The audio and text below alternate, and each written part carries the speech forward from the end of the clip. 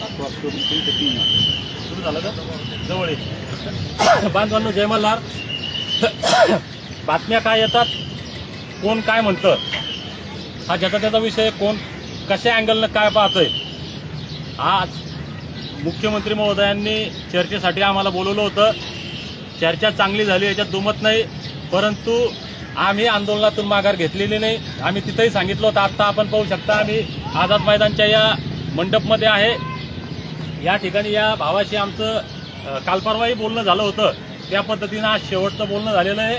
याच मंडपामध्ये परवा दिनांक 16 मार्च रोजी श्रीमंत सुभेदार मल्हारराव होळकर यांची जयंती साजरी करून येळकोटचा जय मल्हारचा जय घोष करून आम्ही आमचं घटनादत्त अधिकाराचा लढा या ठिकाणी सुरू करणार आहोत.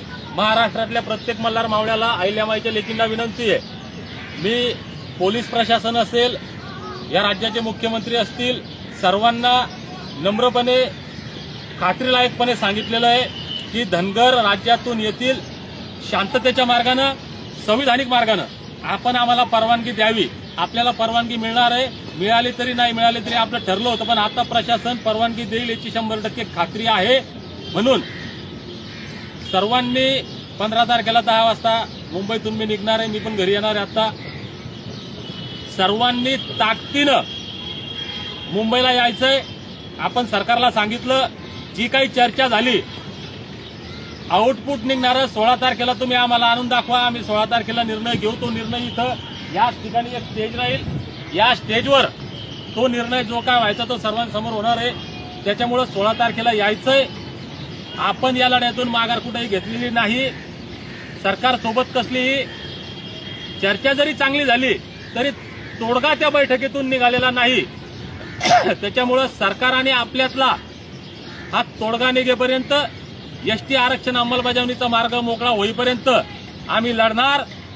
16 मार्चला श्रीमंत सुभेदार मल्हारराव होळकर यांची जयंती याच ठिकाणी, दाखव रे भैया, हे दाखव, इथं आम्ही साजरी करणार. त्याच्यामुळे आता टाइम फार कमी भावांनो. एक मल्हार आया म्हटलं की उत्तर हिंदुस्थानात गावाचे गावं खाली व्हायचे. या मल्हार नावात किती ताकद आहे, या मल्हार नावाचा करिश्मा काय, हा दाखवण्याची वेळ आहे.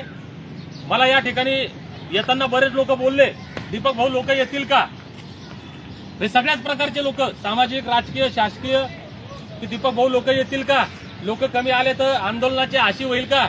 मला खात्री आहे हे आंदोलनाची हाशी होत नसते. हे आंदोलन यशाच्या दिशेनं चाललंय, आमच्या लेकराबाळांच्या कल्याणाच्या दिशेनं चाललंय.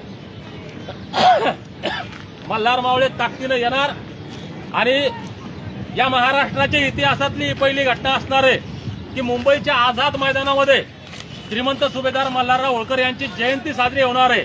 या ऐतिहासिक क्षणाचे साक्षीदार होण्यासाठी, आमच्या लेकराबाळांच्या कल्याणाच्या या लढ्यामध्ये सहभागी होण्यासाठी आपण सर्वांनी ताकदीनं येणाऱ्या 16 मार्चला मुंबईमध्ये यावं. दिनांक 15 मार्च रोजी सकाळी 10 वाजता जालन्यातून आपण निघणार आहोत. रस्ता उद्या क्लिअर होईल. जो काय रस्ता असेल, जो काय आमचा रोड असेल येण्याचा, त्या रोडवरून आम्ही येऊ. परंतु 15 मार्चला जालन्यातून निघणार. 15 मार्चला नवी मुंबईच्या वेशीवर कुठेतरी मुक्कामाची व्यवस्था होईल. जी काही व्यवस्था, आता 2 दिवस राहिले तर आमच्याकडे, आतापर्यंत आम्ही ते नियोजन केलं नव्हतं. जशी काही व्यवस्था होईल त्या पद्धतीनं 15 मार्चला मुंबईच्या वेशीवर मुक्कामी थांबू आणि 16 मार्चला सकाळी 10 वाजता आपण याच ठिकाणी या ऐतिहासिक क्षणाचे साक्षीदार होण्यासाठी येणार आहोत.